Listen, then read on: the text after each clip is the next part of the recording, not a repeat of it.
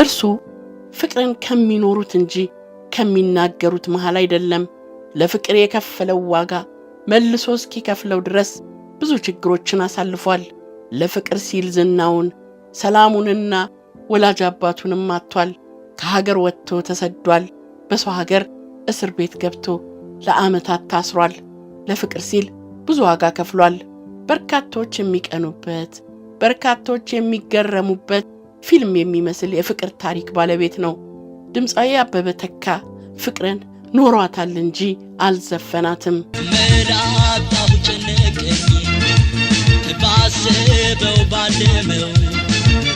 ከሙዚቃ ጋር የተዋወቀው ድምጽህ ለዘፈን ይሆናል ተብሎ በቀድሞ የከፍተኛ ኪነት ውስጥ መስፈን ሲጀምር ነበር።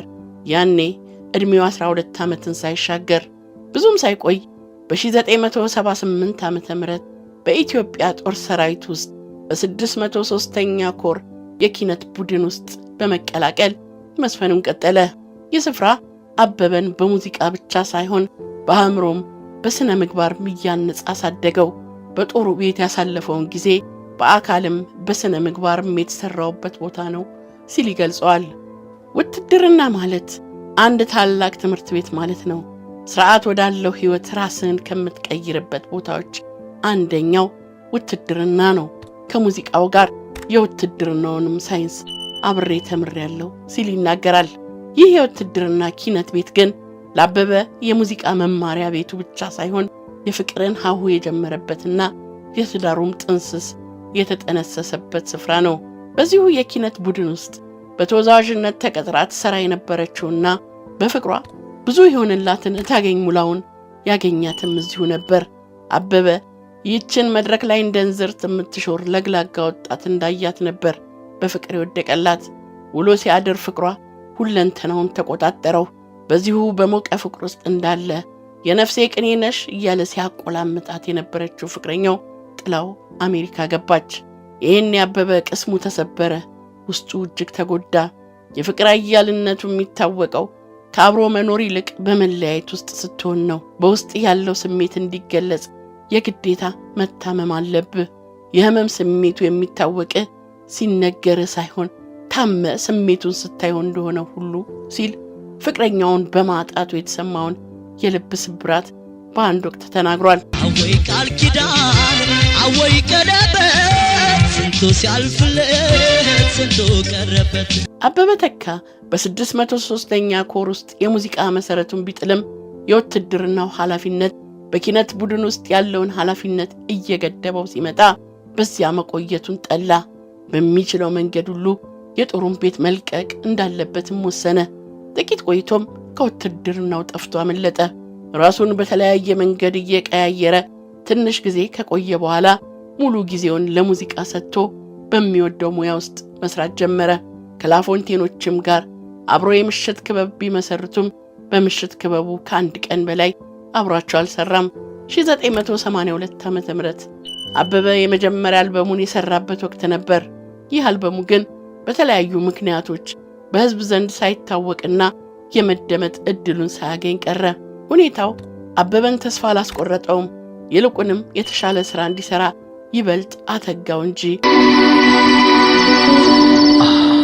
በ1988 የዓመቱ ምርጥ ድምፃዊ ተብሎ የተሸለመው አበበ እድለኛ ሁን ሲለው ሁለተኛ አልበሙን ለመስራት ባሰበበት ወቅት ከታላቁ ባለቅኔ ሙልጌታ ተስፋዬ ጋር ተገናኘ። አያሙሌ ነፍስን እያረሰረሱ ዘመን በሚሻገሩ ቅን ያዘል ግጥሞቹ እጅግ ይታወቅ ነበር። አበበና አያሙሌ የተገናኙት አቤ ጥላው በሄደችው ፍቅረኛው እጅግ ባዘነበት፣ ጧት ማታ እሷን ብቻ እያሰበ በተሰቃየበት፣ ልቡ በናፍቆትና በስስት በተጨነቀበት ከባድ ጊዜ ላይ ነበር። የሚወዳት ፍቅረኛውን አጥቶ በብስጭትና በመቆጨት ውስጥ የሰነበተው ድምፃዊ አበበ ተካ አያሙሌን ሲያገኝ ስለ ጉዳዩ እያዘነ ያጫውተዋል። በጉዳዩ ልቡ የተነካውና የአቤን የወራት ምጥና ጭንቅ የተረዳው ባለቅኔ በምሰራልህ ሥራ የቃል ኪዳን ሚስትን ከአሜሪካ ካላመጣኋትማ ምኑም ባለቅኔ ሆንኩት ብሎት ወደ ቤቱ ሄዶ ሐሳቡን ወደ ዘፈን ግጥም ለወጣቸው።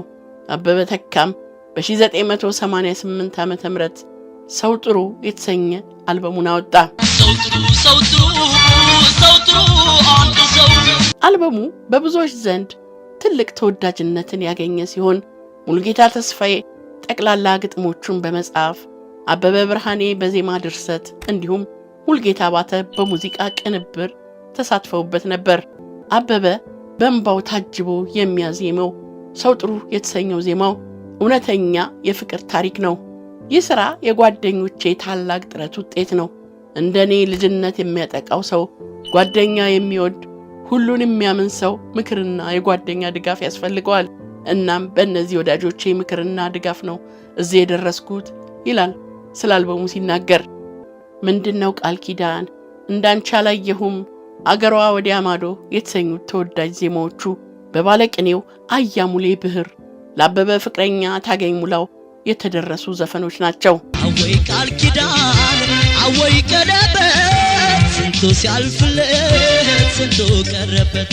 ወፍዬ ከሙዚቃም በላይ ናት። አያሙሌ በሕይወት ግለሰውነት ላይ ያለን የፍትህ መጓደል በስንኞቹ መነጽር አሳይቷል። ስለ ሕይወት ውጣ ውረድና እንግልት ተርኳል። ተመስገን ብሎ ስለማደር ሰማያዊ ሕይወትን ስለመሻትም አትቷል። እንዲሁም ስጋዊ ወመንፈሳዊ ሐቅንና መተሳሰርን በምናቡ ርቀት አመላክቷል። ቅኔንና ሰውኛ ዘይቤን ከዜማ ጋር አብኩቶ በለውዛስ አብልቶናል። አበበ ደግሞ ወደ ነፍስ እንዲፈስ አድርጎ ዘፍኖታል። ጭራጭራ የምታድር ጭራ ደክማ የምታድር። አያሙሌ ይህችን ዘፈን ስሞት መቃብሬ ውስጥኝም አዳምጣታለሁ ይል ነበር። ወፍዬ ከሁለት ልጆቼ ቀጥሎ ሶስተኛ ልጄ ናት የሚለው አያሙሌ ማንም አማርኛ ተናጋሪ ፍጡር በሕይወት ዘመኑ ወፍዬን ቢያንስ አንድ ጊዜ ሊሰማ ግድ አለበት ይላል። እውነትም ዘፈኑ ልንሰማው ግድ እንዳለብን ማሳያ የሆነ ድንቅ ሐሳብ የተሸከመ ሙዚቃ ነው። ራሱ ሙሉጌታ ተስፋዬ ሲናገር ወፍዬ ማለት እኔና ወላዲት አምላክ፣ እኔና እናቴ፣ እኔና ብህሬ ማለት ነው ሲል ተናግሯል።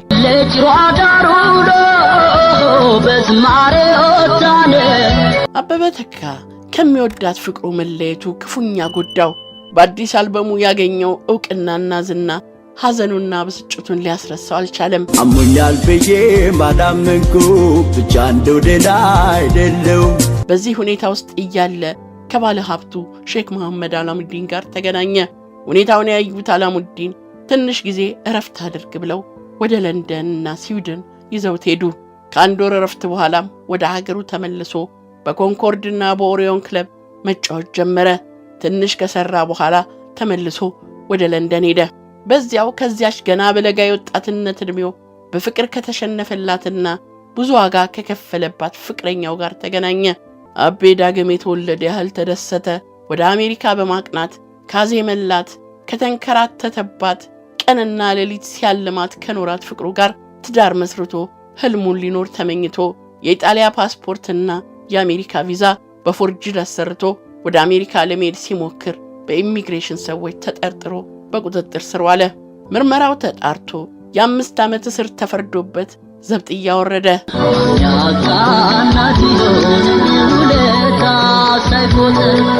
እስር ቤት እያለም ለሞት የሚያበቃ በሽታ እንዳለበትና በሕይወት የሚቆየውም ለ6 ወራት ብቻ እንደሆነ ተነገረው። አቤ ስቃዩ በረታ። ምን ነው በሞትኩ የሚያሰኝ ብርቱ ህመም ያሰቃየው ጀመር። 6 ወራት አለቀ። አበበ ግን አልሞተም። በፈጣሪ ቸርነት የሞቱ ደብዳቤ ተቀዶ ከበሽታው ማገገም ጀመረ። የባለቅኔው ያያሙሌ ቃል ሰመረ። የታመመላትን፣ የታሰረላትን፣ ራሱን ለዓመታት ያጣባትን የሌት ተቀን ህልሙ የሆነችውን ሴት በእጁ ማስገባት ቻለ። ከልጅነት ፍቅሩ ታገኝ ሙላው ጋር ትዳር መስርቶ የ3 ልጆች አባት ለመሆንም ቻለ። ተመኘው ጥሩ አሰብኩልሽ የልቤሽ እንዲሞላልሽ። በመጀመሪያ አልበሙ ያገኘው ስምና ዝና ጠቀመው። በሎስ አንጀለስ ከተማ በሚገኙ የምሽት ክበቦች ውስጥም መስራት ጀመረ። ከዚያም ወደ ዋሽንግተን ሲቲና አካባቢው በማቅናት በዲሲ በሜሪላንድና በቨርጂኒያ የምሽት ክበቦች ውስጥ ሰርቷል። አበበ እዛው በሚኖርበት ሀገር አሜሪካ ተደጋጋሚ የጤና ችግር እየገጠመው ሕክምና ቢያደርግም አሁን በጥሩ ጤንነት ላይ ይገኛል። ሰው ጥሩ አንድ ሰው ከሚመ